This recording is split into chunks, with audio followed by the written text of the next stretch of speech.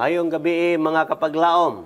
Akong gitimbaya ang tanan nga nagapakig-uban kanato niining gabi una sa Luzon, Visayas ug Mindanao o bisan asa man kamong dapita karon sa kalibutan. Welcome sa usa na pod ka bag-o nga episode niining atong pinasahi nga tulumanon, Pulong sa Kinabuhi.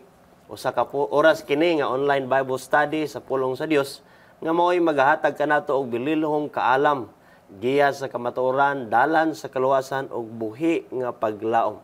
Busa kapag laom higala, i-share kining atong live nga programa, i-mention inyong mga higala, pwede po ta mo comment aron daghan pagayod ang makahimo sa pagkuyog kanato karon. Ang topiko nga ato ang pag-asosihon mga kapaglaom ni ining takna sa kagabion sa atong pagtuon nag-uluhan, patik sa Dios. Kauban nato karon niining pinasahi nga takna ato sab nga pinasahi nga bisita ang ato ang pinalangga nga Ministerial Secretary sa itong kaugalingon nga Union, Central Philippine Union Conference, mao si Pastor James Robreco. Pastor, mayong gabi, daghang salamat kayo sa imong panahon nga gigahin og sa pagkig-uban kanato karon. Welcome din sa to ang programa. Mayong gabi sa inyo tanan-tanan, mga hinigugmang mga kaigsuonan og mga higala. Hinaot pa mag-enjoy kita karong gabi sa pag discover sang mga nindot kayong mga bagay gikan sa balaan kasulatan. Salamat, Pastor. Sa dili pa kita mo padayon sa ato ang pagtuki sa ato ang topiko karon. Pastor, doon na ba kayo gusto nga mga panimbayaon or i-greet nga imong mga kahigalaan sa ato ang mga viewers karon? Yeah, I would like to send pleasant greetings to our viewers for tonight. Hinaot pa ang Diyos mapasa inyo og ang balang espiritu magikauban ninyo o sa karon nga atong maintindihan ng husto ang mga pulong sa Dios gikan sa Sagrada Escritura. Salamat, Pastor. Mga kapaglaom, nindot ang ato nga topiko nga atong pagahisgutan karon nga pagtuon. Apan sa dili pa kita mo padayon ato sa kinibuksan ato ang pagtuon pinagi sa pagampo ug atong hangyoon si Pastor James sa pag-lead alang sa pagampo. Pastor. Let us pray. Our Heavenly Father, we thank you, dear God, for the blessings of special moments with you tonight. Thank you, dear God, for giving us the opportunity to meet you in this humble place and to deliver, to convey the words of truth to the hearts of the people around us. Thank you, dear God, for inspiring us through the Holy Spirit and to the Holy Scriptures. We are praying in Jesus' name. Amen. Amen. Daghang salamat, Pastor. Mga kapaglaom, sumala sa ato ang gikasugyot na ang atong topiko maghisgot ang patik sa Dios o sa lain pa nga pagkasulti silyo sa Dios. Kung madumduman mga kapaglaom mga kaniadto dito sa among lugar sa Mindanao, dito sa usa ka dapit nga bugnaw, dunay daghang mga bakahan dito. Nya kada baka dito mga kapaglaom, matingala ko nga doon may numero, doon na may mura dito og naglakra sa ilahang panit. Kaya makita din mo dito nga doon na di ay kanang patik ang maong baka nga nagpaila nga kining bakaha gipanag-iyahan sa maong tawo. O doon ay mulabang man nga baka nga walay sama ni adto nga patik, bot pasabot nga nasagol ra to siya, dili to siya taga didto nga baka. So sayon sa pag-ila sa tag-iya sa maong mga baka ang iya pinaagi sa pagsusi lamang sa mga patik nga iyang gipahamutang. Pinaagi og kanang binaga nga puthaw nga dunay ngalan dito, abbreviation baka sa ngalan sa tag-iya unya. Iduslit dito sa buko-buko dapit sa baka og kadto mahimo to siya nga ulat nga marka nga kini gitawag og patik. Apan dinhi karon sa tuong pagtuon sa balaang kasulatan mga kaigsuonan, ang Dios aduna sab siya patik alang sa iyang katawan ug unsa man kini. Mao kini atong tuyo nga ato kining pagatukion karon. Sa ato na sayran magapaglaom sa gatusan na ka mga tuig nga nangagi o nilibuan na ka mga tuig nangagi ang dako nga away o sa Ilonggo pa pagsinumpunganay sa tunga sa Dios og sa yawa nagapadayon hangtod karon. No, kana nga pakigbugno nagsugod ato na hisgutan sab sa pipila na ka mga episode nato nga kini nga pakigbugno nagsugod didto sa langit tali kang Michael no nga mao si Jesus Christ o kang Lucifer nga misukol batok sa Dios sa pagtinguha nga iyang pagailogon ang trono sa Dios aron nga mabalhin kaniya ang atensyon sa tanan og siya ang pagasimbahon. O gani ang pinadayag kapitulo 12 sitting ngadto sa 9 mga kapaglaom naghisgot ni ini nga kasaysayan nga si Lucifer o ang iyang kauban nga mga manlunda wala nay lugar ngadto sa langit o gitambog sila dinhi sa yuta.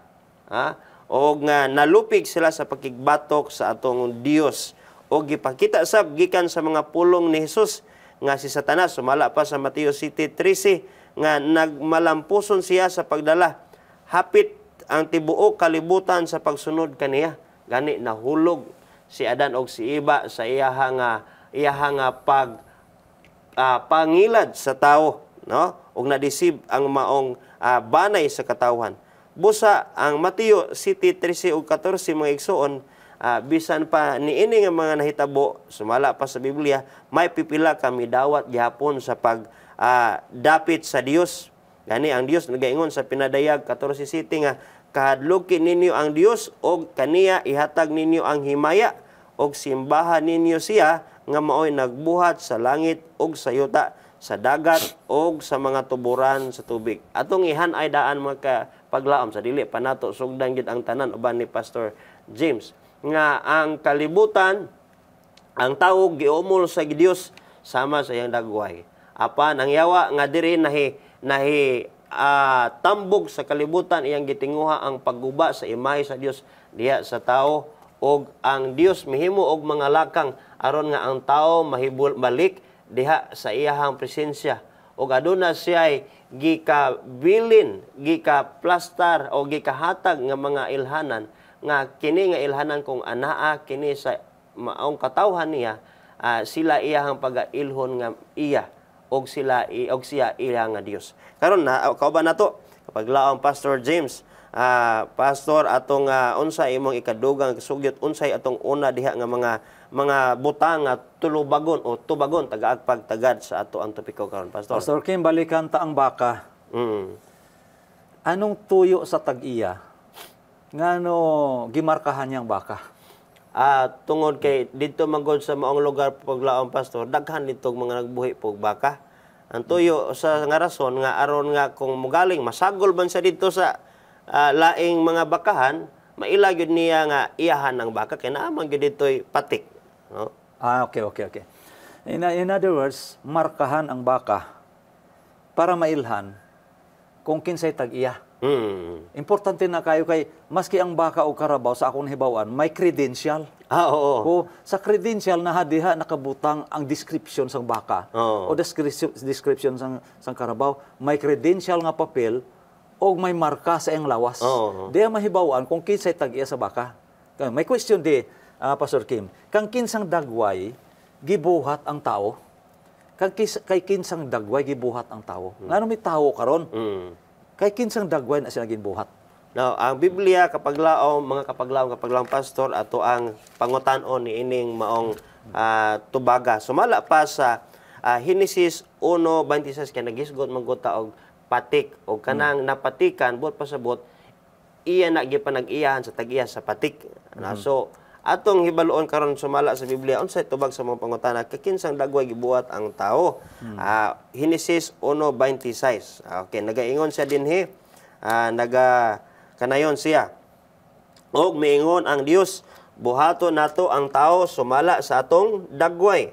Ingon sa kasama nato og magabuot sila sa mga isda sa dagat og sa mga langgam sa kalangitan og sa mga kahayupan og sa tibuok yuta og sa tanan nga nagakamang sa ibabaw sa yuta. Nabasa mo as we observe og sa aton mga taga-sunod nga from the very beginning ang Dios nagbuhat sa tao sumala sa iyang dagway. Ang buti pasabot may konsyensya ang tao gikan na sa Dios. So ang tao may ability to manage. Kung ginhatag sang Dios sa iya ang tibuok nga management sa tibuok kalibutan. Pati nang nagalupad, mga langgam sa langit, mga nagalangoy sa yuta, sa tubig, I should say, o nagakamang sa yuta, tanan ginhatag sa Dios including sang real estates. So ginhatag sang Dios sa tao tanan na anay ka, ano natabo sa tao, nga na forfeit niya, o nga ano na forfeit niya, ang responsibility o ang opportunity, dili lang kay sa pag-manage ang tibuok kalibutan, o dili lang kay sa kinabuhing walay katapusan. Na-forfeitan ng sang tao, dili na siya karon manager sa tibuok kalibutan. Ang iba pangagaw na lang gani sa yuta kay wala sa yuta. Okay. Tapos ang iba ay dali lang mamatay. Bata pa, patay na. Samantalang ang iban, tiguwang na mamatay, pero ang iba, bata pa namatay. Anong natabo sa tao? Nga nung natabo, na forfeit niya, wala niya mapusli, ang unang opportunity ginhatag sa Dios sa iya, ha? Napagkanindot nga pangutana mga kapaglaom mo nga ato mong gidasi nga hunahuna por unsa kay maayong tubag aning mong pangutana. Atong gibaluan nga kapaglaom pastor ug mga kapaglaom nga samtang nagpadayon si Adan ug si Iba sa pagtutok sa panagway sa Dios pinagis pagkamasinulon don diya kanila. Nagpabilin ang ilang kinabuhi nga hamugaway, malipayon ug gawas nun sa kahadlok, kabalaka og ingon man mga kasakit apan sa diha nga gilingyo nila ang ilang mga mata o gilingyo nila ang ilang mga igdulungog gikan sa pagsunod sa kabubuton sa Dios nawala kanila kining pribilehiyo tungod sa gitawag nga pagpakasala o paglapas. That's it, Pastor Kim. In other words, something happened, something wrong happened sa hunahuna sang tao. Nagtalikod siya sa Dios. Sa iyang pagtalikod sa Dios, sa paghimo iyang sala, na-forfeit niya ang opportunity to live forever. Because the original plan of God for man is to live forever. Og siya ay magdato jud kaayo. Kay ginhatag man sa Dios ang tanan. The only thing nagpabuwag sa Dios sang tao sa Dios ang iyang paglapas sang kasuguan sang Dios. In other words, mga kaigsuonan, sa gisuguran pa, sa gisugdan pa, ang tao naghimo sa usa ka pamaagi nga siya mapahilayo sa Dios. Dili di ang Ginoo gapalayo sa tao, pastor. Hindi ang Ginoo ang Dios ang nagpalayo sa tao. Ang tao always nagapalayo sa Dios. Sang nagpalayo na siya sa Dios, dili naman ang tao ang nagpangita sa Ginoo. Ang Ginoo ang nagpangita sa tao. Sama sa natabo kay Jonas. Si Jonas nag-ingon nga, sige, ilabay niyo na lang ko sa dagat. Ito nakasala na siya, nagbagyo, ano? Ilabay niyo na lang ko. Meaning to say, kapag laom Kim, ang tao suicidal, dili mo angkon nga siya nakasala. Kundi pwede na lang mapatay siya. Dili lang mo angkon. Oo. Gilabay gani siya kay siya nakasala. Si Jonas. Pag abot niya dito, gilamon pa siya sa isda. Anjit sa sulod sa isda, nagsunod pa ang Diyos sa iya. Kaya kung wala magsunod sa iya ang Diyos, si Jonas, within 1 hour, hindi na siya tawo. Because ang gastric acid sa bagina, mo magatunaw sa iya. Karon kay ang tao na pahilayo man sa Dios, pinaagi kang kinsa ipasiguli ang dagway sa Dios ngadto sa tao. Kinahanglan kay nagpalayo ng tao sa Dios, dili na sa dagway sa Dios, may pamaagi nga mabalik siya. Pinaagi kay kinsang dagway. Now, sa dili pa nato tagaan og pagtagad pinagis pagtubag paglaom pastor. Aduna gayon nahitabo nga nausab nga kahimtangan sa tao tali sa Dios og kanato. O gani ang Isaiah 59 naghulagwan ini pagkagiha apan ang inyong mga kasalanan maoy nakapahamulag kaninyo og sa inyong Dios og ang inyong mga sala nakapatago sa iyang naong gikan sa kaninyo aron siya dili makadungog. Pero ang pangutana sa kakinsa mang paagiha nga ang tao nga namulagi kan sa Ginoo tungod sa sala makapasig-uli o mahibalik o makonek siya uli. Okay. So, atong basahan makapaglaom ang bani mininyo diya sa pagpakli sa inyong mga Biblia o sa inyong mga cellphone mas paspas na mga kapaglaom. Diya sa libro sa ikaduhang Korinto 4 versikulo 4 nagakanayon ang balang kasulatan. Sa ilang pagkabutang ang mga una-una sa mga dili magtutuo gibutaan sa Dios niining kalibutana. Nahimulag ang tao gikan sa Dios. Aron sila dili makakita sa kahayag sa maayong balita sa himaya ni Kristo nga mao ang dagway sa Dios. Ayan. So ibinalik ang tao sa dagway sa Dios, pinaagi kang Ginoong Hesukristo. Yes. Ayan, amo na ang good news mga kaigsuunan. Kaya kung kita lang, di naman takabalo magbalik. So kinahanglan may usa nga mag-link between God and man. Si Jesus Christ lang nakahimo niya na. So walay usa nga magpagarbo nga siya ang dahilan nga naluwas siya. Nga siya pinaagi sa iyang puwersa ay nakabalik siya sa Dios. Wala usa na magpagarbo. Kung ikaw man dato, ayaw pagpagarbo nga nagdato kang iba, pobre. Kay ang Dios naghatag niya na si mo, maswerte ka. Oo. Kay ginhatagan ka sa Dios ka ng responsibility. So i-manage mo maayo imong kwarta imong mga property, mga kaigsuonan. So kita naman nakasayop nakasala. Sang kita nakasala, nabuwag na kita sa Dios, gipabalik kita. Ang dahilan gali kung ngano nakabalik kita si Ginoong Hesukristo og siya lang ang may power magpabalik sa ato. Karon kay nakabalik kita. Sige. Sang nakabalik na ang tao, anong ginhimo sang Dios para makilala niya ang iyang katawhan? Again, mga kaigsuonan, mga higala. Sang nakabalik na ang tao, gikan sa pagpakasala, gintubos kita ni Kristo sa cross ng Kalbaryo. Gihatagan sang Dios sang usa ka ilhanan ang iyang katawhan nga ginpabalik niya gani og nagsunod sa iya. Unsa nga klase ka patika? Anong patik? Anong patik? Balik ta sa baka kay na. Ang baka nag-abot sa imo. Gimarkahan mong baka mo. Imo na to. Anong marka sang Dios karon? Para mailhan nga muna ang mga tao ang nagbalik sa iya. Mo kini makapaglaom ang ato ang tagaan o pagtagad, no? Ang ato ang suhito naghisgot ni karon og patik, ano? Gani sa dili pa ato ang tagaan sa pagtagad mga igsuon, kining unsa ning patik. So sa unsa pod ni ang unsa ning maong patik. Now, atong basahon sa Episo mga igsuon 1:13, may gisgutan usab nga timbre o patik, ano, ang Biblia. Ano, ingon sa diha sa Episo 1:13, og sa nanagpanuon na kamo kaniya kang Ginisos, gitimbrihan kamo. Ang gitimbrihan kamo nga ang gitimbre mao ang gisaad nga Espiritu Santo. Mi kang gitimbrihan, gipatikan. Oh, yes. So sa ato pagkapaglaom, pastor, ang patik unsa day kuno sumala sa moong teksto? Actually, ang Biblia klaro di kaayo nga may usa ka bagay nga gitimbre sa atong mga konsyensya. Kanang balaan nga espiritu. Kay kanang balaan nga espiritu mao siya ang mag-guide sa atoa pag-intindi sa gugma sa Dios. Okay, si Kristo gani ato manluluwas. Si Kristo lang ang manluluwas. Pero gihatagan kitag usa ka pamaagi para maintindihan ta kung anong connections, kung paano mag-connect sa Dios. Ang balaan nga espiritu gali. So gitimbrihan kita da. Pinaagi sa Holy Spirit, makilala naton ang kagustuhan kabubuton sa Dios nga dapat naton himuon. Karon, aside from the patik o kontimbre nga ginhatag sang Dios sa atoa, may naas siya nga constitution. O kon mga balaod nga ginhatag sa mga tawo nga nagbaton sa iya pinaagi sa pagtuo. Yes. Pastor Kim, pinaagi sa pagtuo.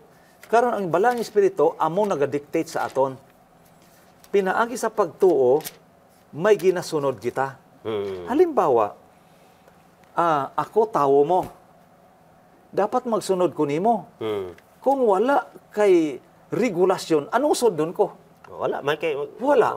Amo nang ingon ni Kristo, if you love me, ano na? Keep my commandments. Keep my commandments. John 14:15. Now, meaning to say, sa between sa anak sang Dios kag sa Dios, may ginatawag nga holy covenant. Kung wala sing covenant, walay relationship. Okay, wala Ang mag-asawa, di ba nagapirma sa marriage contract? Sa marriage license?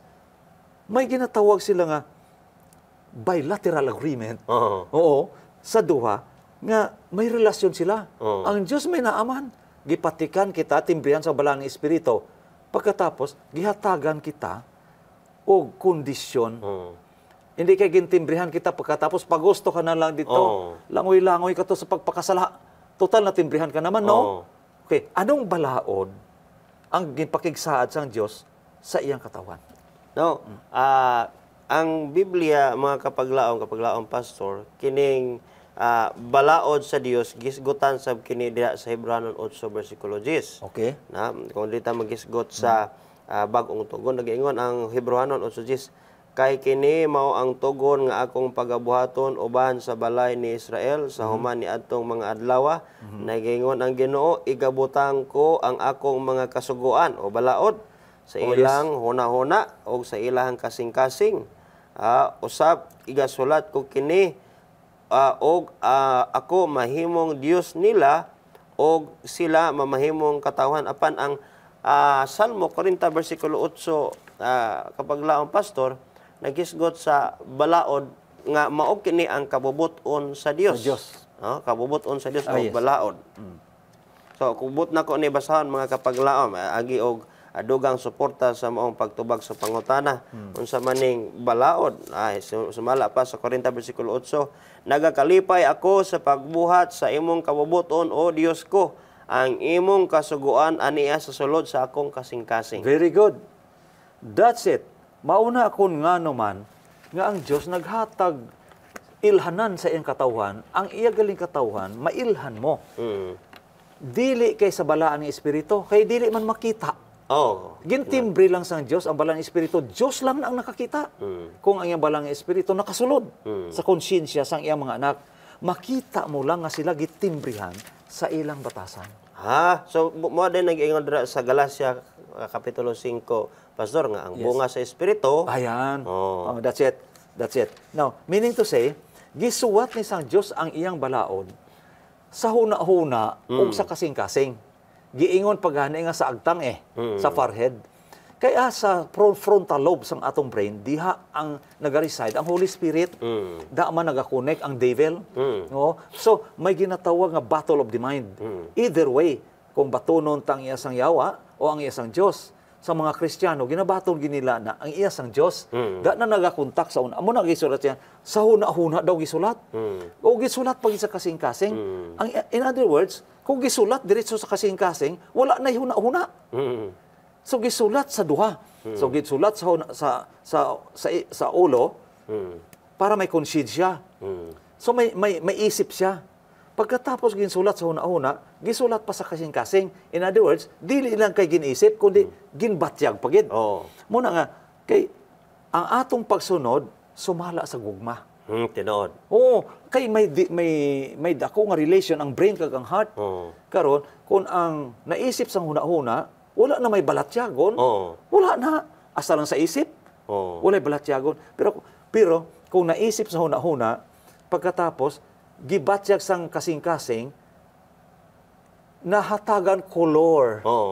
Color ang kinabuhi. Now, ang balaod sang Dios diha nag-reside sa isip o sa balatyagon. Tapos masunod ang lawas.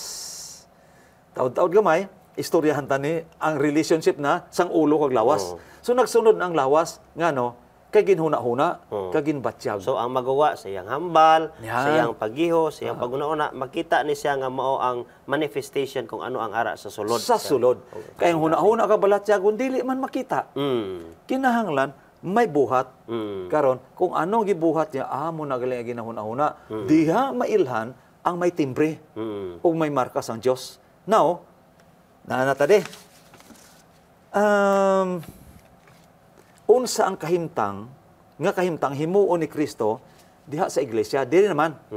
Gihisgutan naman di Pastor Kim ang relation ni Kristo o sa iglesia.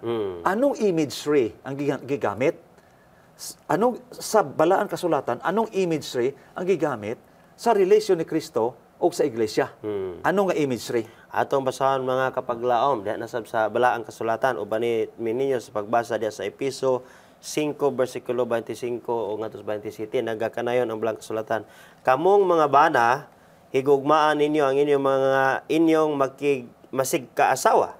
Maingon usab nga si Kristo nahigugma sa iglesia og mitugyan sa iyang kaugalingon alang kaniya aron iyang balaanon siya sa mahinluan na siya pinaagi sa paghugas kaniyag tubig uban sa pulong aron nga sa iyahang atubangan ang iglesia ikatanyag diha sa katahom niini nga walay buling o kunot o bisan unsang sulusama niini aron magmabalaan siya og dili masaway.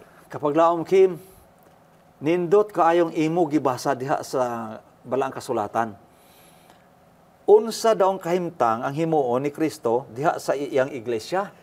Gipahalin tulad niya ini sa imagery of the husband and the wife. Nga naghigugma ay ang husband, ang wife. Dinhi ato makita kung padayon ng mabasa nga ang bana, ulo, sang lawas, nga ang lawas mao ang asawa.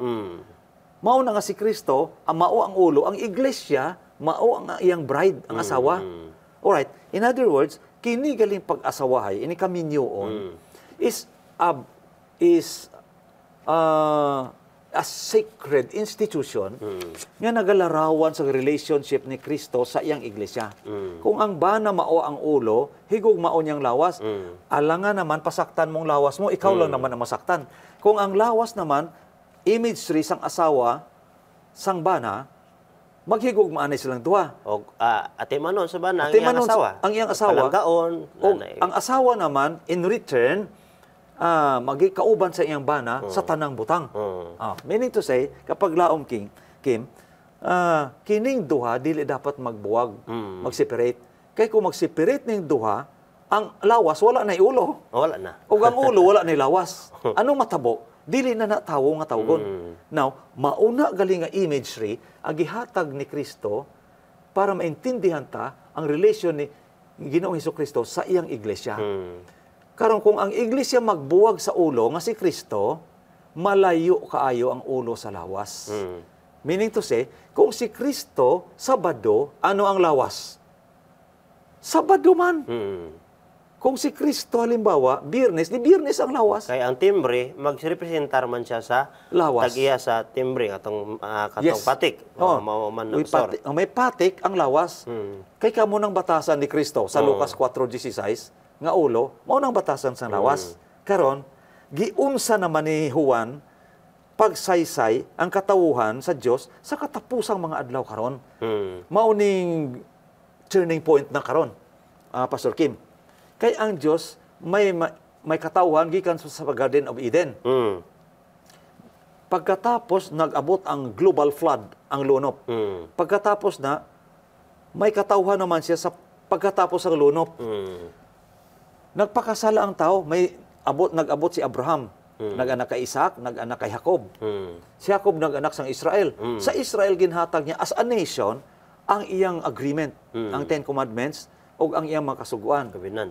Nag-abot ang tion sa New Testament sa kay Ginoong Hesukristo. The same timbre, the same seal ang ginhatag sa iyang katawhan. Karon sa atong panahon, in our generation today, ano pagsaysay ni John the Revelator mahitungod sa katawhan sa Dios, ang katawhan sa Dios in these last days. Okay, ano giingon sa Biblia? Na atong basahon mga kapaglaom sa Pinadayag 14:1, 4 ug 5. Ang balang kasulatan nagakanayon. Unya mitanaw ako sumala panihuan. O ganiya karon diha sa bukid sa Sion nagtindog ang kordero. Amo si Hesus. Og uban kaniya ang usa ka gatos og kapatan og 4,000 ka tawo sa pa 144,000 mga kapaglaom nga nanagbaton sa iyang ngalan og sa ngalan sa iyang amahan nga nasulat diha sa ilang mga agtang. Mao kini sila ang mga wala mahugaw tungod sa mga babayi. Ang lawas girepresentaran sa babayi og iglesia. O kining katawhan sa Ginoo kuno wala sila mahugawi pastor sa mga babayi. Daghan di klase ang iglesia no. Pero naaragi usa ka iglesia kadi man pud pwede usa ka ulo unya daghan siya lawas. No? Pero ingon sa diha kini sila nga mga katawhan wala mahugaw tungod sa mga babayi. Sanglit mga maputli man sila. Wala mahugaw unya putli sila. Mao kini sila ang nanagsunod sa kordero bisan asa siya mulakaw. Kini sila gilukat gikan sa katawhan ingon sa inunahang mga bunga o first fruit alang sa Dios og alang sa kordero og sa ilang mga baba walay hikaplagang bakak kay sila wala may lama. Good. Pastor Kim, diha gihulagway ang katawan sang Dios sa katapusan nga mga adlaw. May lahi naman kita na kaplagan nga usa ka bagay, usa ka butang nga something like wonderful. Ang katawan sang Dios sa katapusan nga adlaw gi-symbolize sang usa ka numero. 144,000. Okay. Mga virgins daw yan sila eh. Wala mahugawi. Wala mahugawi sa mga babae. Aba, kung aton lang na, Pastor Kim, i-literalize, Literal. puro na lalaki. Oh. O wala kaagi pangasawa. Oh, Walahan to mga asawa. Kay mga virgin nga mga lalaki gali na. Ba. O giingon sa Dios sa Biblia nga wa sila mahugawi sa mga babae. Kay mga virgin sila. Maayo na lang gani na pagsulat ni John the Revelator, 144,000 pa. Ang pagsulat ni Matthew sa iyang ebanghelyo, 10 virgins lang eh. Oo. Both of these, 10 virgins or 144,000, usa lang gali na. Virgins. Ang ipasabot ni ana ay pure ang ilang doktrina. O wala mahugawi sa mga babae. Ano nga mga babae? 2 Corinthians chapter 11 verse 2.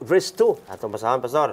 2 Corinthians 11:2. 11 verse 2 alang sa duga nga pag-cite sa mga referensya. 11 verse 2. Nagakanayon mga kapaglaom. Ingin siya, kay ginapangabughuan ko kamo sa pangabugho nga iya sa Dios. Kay ginapakasal ko kamo sa usa ka bana. Aron ikatugyan ko kamo nga usa ka ulay nga putli kang Kristo. Ayan. The biblical symbolism here is very wonderful. Kana gihalintulad naman, gihulagway naman ang iglesia sa usa ka babae nga putli. Okay? Gihulagway ang iglesia sa usa ka babae nga pure virgin woman. Okay? Mauna ang 10 virgins o ang 144,000. Sa ulahing mga adlaw sa katapusan, mauna agali ang itsura sang babae. Ano ang tuyo para i-prepare sila sa ano ganito? Sa katapusan, i-prepare sila. Presentar nga to sa amahan. Nga walay hugaw. In other words, ang batasan sang iglesia, putli, nga walay hugaw o walay paglapas ang iyang doktrina. Kung naglapas man ang ibang mga miyembro sang tunay nga iglesia, ila na pagpili. That's their choice. Pero ang tudlo, ang ginatudlo sang iglesia, walay sayop. Mao kana kun nga virgin ang pagkatawag. So, mga kaigsuonan, mga hinigugmang mahigala, dili na literal ang simbolo nga ginhatag sa ni John the Revelator nga 144,000 o ang sa kay Matthew nga 10 virgins, symbolikal na. Symbolikal nga ina nagasimbolo sang iglesia. Pastor Kim? Yes, Pastor. Ato nakita nga ang patik di ay og ang ngalan, ang ngalan sa nag-iya niini, dili day sila pwede buwagon. Dili. Naagi na siya. Yes. No, sa diin na ipatik dito sa iglesia sa iyang katawan. Yes. No? Unya ang ulo, ang tamaw ang tag-iya sa ngalan, dili pwede gyud buwagon. So, matris gyud nimo nato karon mga kapaglaom na kung atong susihon kung ba atong susiyon ingon nga katawhan sa Ginoo o iglesia nahihaom basab ang ato ang paagi sa pagpangalaga diha sa Ginoo sumala sa unsay naa sa ulo nga mao diha si Kristo. Pero Pastor Kim, kung ang katawuhan sang Dios ay gipatikan, gitimbrihan o gisilyuhan. Okay? Kung maglayas pa siya o gikan sa iglesia, nagawas siya, naglapas siya sa iglesia. May patik na siya, di ba? Mauna nga mga Adventista diha nga nagapaminaw, pag maglapas, makilala nila nga ang naglapas Adventista. Makilala na. Kay katong una, may marka man na siya. Nagsimba pa na siya sa amon ang adlaw. Nagsimba siya. Nagasunod siya. Karon dili na, makilala nila nga Adventista. Mo na nga ang ilang sometimes question kanila, di ba Sabadista ka? Ano nga, naghahubog ka naman. O may nakilala na may marka ka. O galing, gilapastangan mo lang. Di ba, Pastor Kim? May sunod din nga question. Unsa pa ang laing hulagway? Other signs. Other signs. Buhat sa balaan ng Espiritu, nga og samputan ni ini diha sa kinaiya sa katawhan sa Dios, may other signs diha o other idea sa Nga, pagkilala sa patik. pag-insa pagkilala sa mga anak sa Dios. Oo. Anong iba nga patik? Now, sumala sa Biblia sa Oseas 6:3 sa gingon, og hibaluan nato og padayonon nato ang pag-ila kang Jehova, ang iyang pagula matuod gayod ingon sa pagdangat sa kabuntagon, og siya muanhi kanato ingon sa ulan, maingon sa ulahing ulan nga nagabisbis sa yuta. Nya Oseas 44:3, kay magabubo ako og tubig kaniya nga giuhaw og mga sapa sa ibabaw sa mamala nga yuta. Ako magabubo sa akong espiritu sa ibabaw sa imong kaliwat og ang akong panalangin sa imong kaanakan. Okay. Pastor Kim, these beautiful statements from the Holy Scriptures tell us nga may ibubo galing fresh water sa iyang katawan. Nga ang fresh water naman din ang tubig ang ulan sa balaang espiritu. Gisimbuluhan dahil siya sa Espiritu Santo. Ang Oo, tubig sa Espiritu Pastor. Santo. Magahinlo ang Dios sa iyang katawan pinagi sa tubig ug pulong. So ang tubig dahil kapag lang Pastor, nagrepresentar sa Espiritu Santo. Dihin naton mahibaw-an kung ano ang special role of the Holy Spirit in the Godhead. In the Godhead. Hindi ang Holy Spirit ang nagpalansang sa cross. Si Kristo ang may responsibilidad. Oh, ang Amahan may responsibilidad. Ang Holy Spirit may responsibilidad. Oh, gibasa mo bag-ulang. Nga ang Holy Spirit gipaulan sa atoa. Pero may na-mention di Pastor Kim, early rain Og latter rain. and latter rain of the Holy Spirit. Ang early rain, katong panahon nga gin-Bible studyhan ka, na nagibaton mo ang balaan nga espiritu, mutong early rain mo, nabaptize ka. Sa literal nga tubig. Sa spiritual na mga tubig, giulanan ka. That was your early rain. But the latter rain is final. The latter rain, once nga ang latter rain magsulod na sa tao, maulanan na ka latter rain, that will be the last. That will be the last. May ginatawag sa theology sang isday nga close of probation. Yes. Pag ulan sang latter rain, tanan kita makabaton. Ang gusto magbaton, Oh, apan ra ang indili. ang dili na maggusto magbaton, sayang lang. Kaya ang latter rain, munang final outpouring of the latter rain. Gimension gali na sa Biblia, ha? Nga may early rain, may latter rain. The latter rain will be gamay lang nga panahon. Matabo siya before Jesus Christ will come. Okay? Yes, so, Pastor. that's it.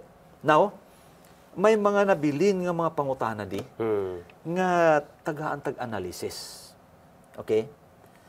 Sa pagpahulay sa Dios sa ikapitong adlaw, nga ipapahulay sa ginsugdanan, unsa ang samputanan? From the beginning, what is the end? Atong basahan, mga sige. kapaglaom. And sa Exodo 31:17, kini maoy usa ka timaan sa taliwala nako ingon sa Dios og sa mga anak sa Israel sa walay katapusan. Kay sa unom ka adlaw gibuhat ni Jehova ang langit ug ang yuta, og sa ikapito ka adlaw mipahulay siya og namuot. Ako lang tagaan gamay. Sige. Emphasis Pastor Ron nga okay. kini nga timbre sa Ginoo nga mao ang igpapahulay, gitawag ni siya og ilhanan sa tunga sa Dios og sa tao, sama sa baka nga naila to siya nga iya sa tagiya tungod sa Kay may timbre. baka. Og ang iyaha nga validity niini nga timbre walay katapusan. Oh, yeah. Unya muhatod sa usa ka nagbantay niini sama sa kasinatian sa Dios ngadto sa pagkamalipayon sa mga ang Dios nga nahimuot. Ayan. Mao gali. So, ang ilhanan diha, walay katapusan. Okay. Mauna nga maski dito ka sa inuman, mailhan ka. O, walay katapusan na. Og ang dinhi, sa kay Ezekiel, Kapitulo 20, versikulo 12 o 20, ginmention dito mabasa nga ang ilhanan sa bado. Sa bado. Ang gintimbrihan sang balang espiritu, may ilhanan. Sa bado. Okay, basahon mo kuno. Ang Ezekiel 20, 12. 20 versikulo 12. 12. Nagaingon ang balaang kasulatan mga kapaglaom. 20 versikulo 12. Nagaingon siya. Oh. Labot pa usab gihatag ko kanila ang akong mga adlaw igpapahulay aron mahimong usa ka timaan sa taliwala kanako ug kanila aron sila makaila nga ako mao si Jehova nga nagbalaan kanila. Sa to ba? Versikulo 20, versikulo 20. Okay, kapag versikulo 20, og balaana ang akong mga adlaw igpapahulay og sila mahimong usa ka timaan o patik sa taliwala kanako o kaninyo aron kamo makaila nga ako mao si Jehova nga inyong Dios. Imagine that kagina gibasa mo dito sa Levitico, Exodo 31. Gibasa mo. May ilhanan na dito. Hangtod ri sa kay Ezekiel, gimension uli ang ilhanan. Sabado ang ilhanan. So unsaon ditong buhaton pastor nga makasulod kita niining maong kapahulayan sa Dios? Okay. Sa Hebrehanon 4:16, mauna ang giingon din nga diha makita kung ano ang guidance. Ang Diyos kompleto sa guidance. Pastor Kim, kung ano ang atong buhaton, gimension diha, simple lang, basaha ba? Kaya sa busa manuol kita. Moduol kita diya sa Ginoo pastor. Nga may pagpangahas ngadto sa trono sa grasya aron kita makadawat sa kaluoy og makakaplag sa grasya nga makatabang kanato sa takna sa pagkinahanglan. So moduol kita niini kapag igpapahulay nga In gihatag sa short, Ginoo. si Kristo nang palansang sa cross, ginhimo niya ng tanan para sa atoa. May naaman kita responsibility gali. Dili kay magtapulan. May responsibility. Ingon ni Kristo, nahigugma ka kaha, sunda ang akong magkasugo. So may responsibility kita nga ginhimo sa Dios para sa aton share.